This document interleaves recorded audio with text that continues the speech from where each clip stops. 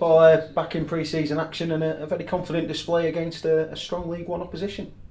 Yeah, I mean, you look at the quality we played against today. You know, big thank you to Tony. He's brought his first team squad down. You know, you look at the quality in that, it's still championship quality. And, you know, positives today, fitness levels look really good. For the time played, the lads looked really structured, organised. And, yeah, I just think the whole game was a real positive for how early it is in pre-season at this time. A lot of trialists involved in the second half, but it was still a very comfortable performance in the second half as well. Yeah, look, we've got some very decent, some decent trialists that have come in. What we've tried to do is try to split the contracted players up half and half with trialists. So first half was more or less half trialists, half first teamers, and the second half the same. And like I said, it was a really good workout. Sometimes I contradict myself because results always matter.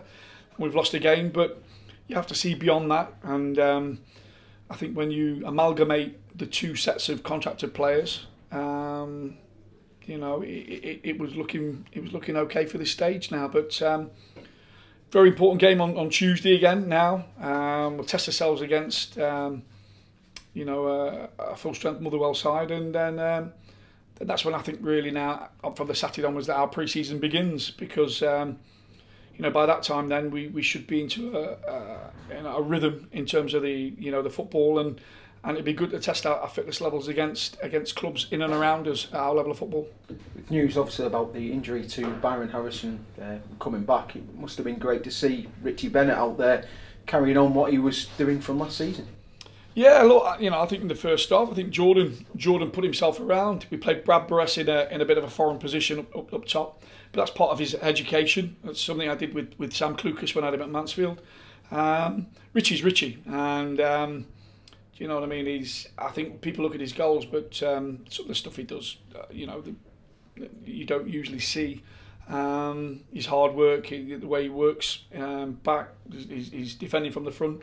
He's part of our DNA, so yeah, Harry's done well as well. But look, there's, you know, I can't fault each and every one of the players that went out there today. It was 25-30 degrees out there against a very good side, who I'm sure are going to be very successful this season. And I think the whole 90 minutes was very positive. Just on a final note, Andy Parry and Joel Dixon obviously were making steps towards returns towards the end of last season. How far off are they now?